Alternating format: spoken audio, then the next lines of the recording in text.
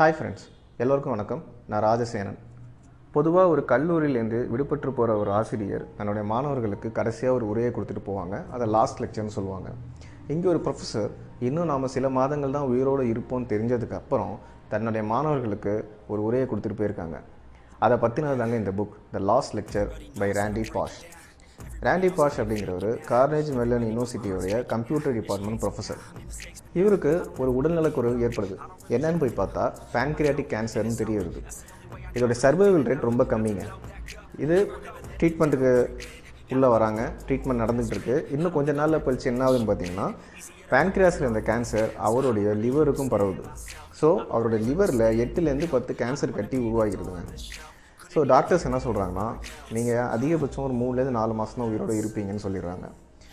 இதை கேட்டுக்கிட்ட pausch இதை ரியாலிட்டியை accept பண்ணிக்கிட்டு வருத்தமாக இருக்கிற சூழ்நிலை கூட முதல்ல தன்னுடைய குடும்பத்தை அவர் செட்டில் பண்ணுறாரு. மனைவி, 3 குழந்தைங்க, 2 வயசில் ஒரு குழந்தை, 1 வயசு, அப்புறம் 8 மாதம் ஒரு குழந்தை. ஸோ என்ன பண்ணுறாரு, விர்ஜினியா மாகாணத்தில் ஒரு வீடு வாங்கி அவருடைய லைஃப் இன்சூரன்ஸ் டாக்குமெண்ட் இந்த மாதிரியான வேலைகள்லாம் இருக்கும் இல்லையா, இதெல்லாம் செட்டில் பண்ணிட்டாரு. ஸோ இப்போ கல்லூரியிலேருந்து அவர் ரிலீவ் ஆகணும். ஸோ பொதுவாக கல்லூரியிலேருந்து ரிலீவ் ஆகும்போது லாஸ்ட் லெக்சர்னு சொல்லிட்டு லெக்சர் கொடுக்கறது ஒரு வழக்கம். ஸோ நீங்கள் இதை கொடுக்க முடியுமா அப்படின்னு காலேஜில் கேட்குறதுக்கு அவர் ஒத்துக்கிறார். ஸோ அந்த லெக்சரில் என்ன சொல்லியிருக்காங்க அப்படிங்கிறது தான் இந்த புக்கு. ஸோ பார்த்தீங்கன்னா எல்லோரும் என்ன எதிர்பார்க்குறாங்க அப்படின்னா, இவர் நிச்சயமாக லெக்சரில் தன்னுடைய இறப்பை பற்றியும் கேன்சர் நோயை பற்றியும் பேசுவார்னு எதிர்பார்க்குறாங்க. ஆனால் ஃபார் எல்லாருமே சர்ப்ரைஸ் தர வகையில் சைல்டுஹுட் ட்ரீம்ஸை பற்றி பேசுகிறாருங்க. இவரோட லெக்சரோட டாப்பிக்கே really achieving your childhood dreams. So பார்த்தீங்கன்னா இந்த லெக்சரை அவர் ஆரம்பிக்கும் போதே பார்த்தீங்கன்னா ரொம்ப என்தூசியாஸ்டிக்காக, ரொம்ப ஃபன்னாகவும் இந்த லெக்சரை கொண்டு போகிறாங்க. இன்னும் சொல்ல போனால் அவர் இந்த லெக்சரை ஆரம்பிக்கும் போதே அவர் தரையில் படுத்து ஒரு 3 to 4 தண்டால் எடுத்து காட்டுவார். ஸோ அந்த அளவுக்கு எனர்ஜெட்டிக்காக இந்த லெக்சரை பண்ணுவாங்க. யாருமே எதிர்பார்க்காத வகையில் இருக்கும். ஸோ அவர் கனவுகளை பற்றி பேசும்போது என்ன சொல்கிறாங்கன்னா, ஃபஸ்ட்டு ஸ்லைட்லேயே அவருடைய ஒரு 6 கனவுகள், சிறுவயது கனவுகளை லிஸ்ட் அவுட் பண்ணிவிடுவாங்க. அது எப்படி அவருக்கு நடந்துச்சு அப்படிங்கிறத பற்றி தாங்க சொல்லுவாங்க. ஸோ ஏன் அவர் கனவுகள் முக்கியம், சிறுவயது கனவுகளை வாழ்க்கையில் நமக்கு நடக்கிறதுங்கிறது எவ்வளோ முக்கியமான விஷயம் சொல்கிறாருன்னா, அதுதான் லைஃபோடைய ஒரு ஃபுல்ஃபில்மெண்ட்டாக இருக்கும் அப்படிங்கிறத அவர் சொல்கிறார். ஸோ கனவுகளை பற்றி அவர் சொல்கிற ஒரு விஷயம் என்னென்னா, நாம் நம்மளோட வாழ்க்கையை சரியான வழியில் கொண்டு போனோம்னா நம்மளுடைய கனவுகள் நம்மளை தேடி வரும்னு சொல்லுவாருங்க. It's not about how to achieve your dreams, it's about how to lead your life. If you lead your life the right way, the karma will take care of itself. The dreams will come to you. அதே போல் பார்த்தீங்கன்னா மற்றவங்க கனவுக்கு உதவுறதும் எவ்வளோ முக்கியங்கிறத பற்றி பேசுவாங்க. So அவர் professor இல்லைங்களா, so அதை பற்றி டீச்சிங்கை பற்றி அவர் சொல்லியிருக்காரு. எப்படி சொல்லுவார்னா, ஹவு டு லேர்ன், கற்றுக்கிறது எப்படி அப்படிங்கிறதே மாணவர்கள் நம்ம சொல்லித்தரணும்னு சொல்லுவாங்க. ஸோ பார்த்தீங்கன்னா இந்த புக்கில் எதை பார்க்குறோமோ இல்லையோ, இந்த புக்கில் ஹெட் ஃபேக் அப்படிங்கிற ஒரு விஷயத்தை பற்றி சொல்லியிருப்பாருங்க. அப்படின்னா இன்டைரக்டாக டீச் பண்ணுறது. இப்போது ஒரு விஷயத்தை சொல்லித்தரணும், ஒரு சப்ஜெக்டை சொல்லித்தரணும்னா அந்த சப்ஜெக்டை டேரெக்டாக சொல்லித்தராமல் ஒரு கதை மூலியமாகவோ இல்லை வேறு எதையோ ஒன்று சொல்லித்தராங்க அப்படின்னு நினைக்கிற வகையில் சொல்லிக் கொடுக்கணும் அப்படின்னு சொல்லுவாருங்க. That's when you teach somebody something by having them think they are learning something else. ஆக்சுவலாக இந்த லெக்சரே ஒரு ஹெட் ஃபேக் தாங்க. ஸோ அது என்ன ஹெட் ஃபேக்குங்கிறத நான் வீடியோ முடிகிறப்ப சொல்கிறேங்க. இந்த புக்கில் எந்த சாப்டர் படிக்கிறோமோ இல்லையோ, முக்கியமான ஒரு சாப்டர்னா it's about how to live your life. So இந்த சாப்டர் பார்த்தீங்கன்னா நிறைய சின்ன சின்ன டாபிக்ஸாக கொடுத்துருப்பாங்க. பார்த்தீங்கன்னா ட்ரீம் பிக், அப்புறம் எக்ஸ்பீரியன்ஸை பற்றி ஒரு விஷயம் சொல்லியிருப்பாருங்க. Experience is what you get when you didn't get what you wanted.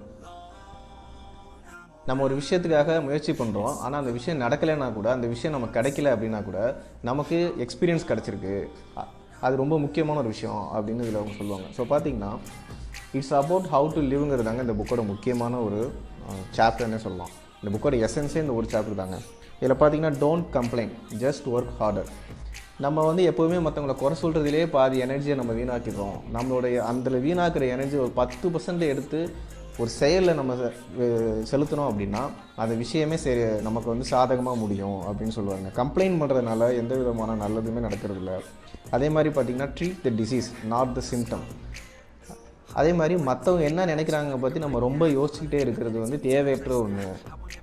So இந்த மாதிரி இந்த சாப்டர் ஃபுல்லாகவே லைஃப்பை எப்படி நம்ம வாழணுங்கிற பற்றி தாங்க இருக்கும்.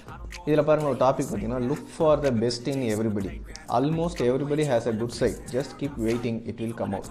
எல்லாருக்கிட்டையும் ஒரு நல்லது இருக்குது, அந்த நல்லதை மட்டும் நீங்கள் பாருங்கள் அப்படின்னு சொல்கிறாரு. அதே போல் பார்த்தீங்கன்னா, லக்கை பற்றி ஒரு டெஃபினேஷன் சொல்லுவார் பாருங்களேன். Luck is what happens when preparation meets the opportunity.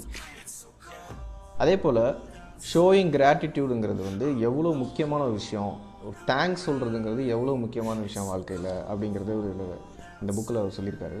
அதே போல் பார்த்திங்கன்னா, ஒருத்தர் நமக்கு நல்லது பண்ணுறாங்க அப்படின்னா, ஒரு நம்ம கஷ்டமான சூழ்நிலை இருக்கும், நமக்கு ஒருத்தர் உதவி செய்கிறாரு அப்படிங்கும்போது அந்த உதவியை அவருக்கு செய்யலைன்னா கூட நம்ம இருந்த கஷ்டத்தில் மாதிரியே இன்னொருத்தங்க ஒரு கஷ்டத்தில் இருக்கும்போது இந்த உதவியை செய்யுங்க, நீங்கள் வேறு ஒருத்தருக்கு இந்த உதவியை செய்யுங்க அப்படிங்கிறாங்க.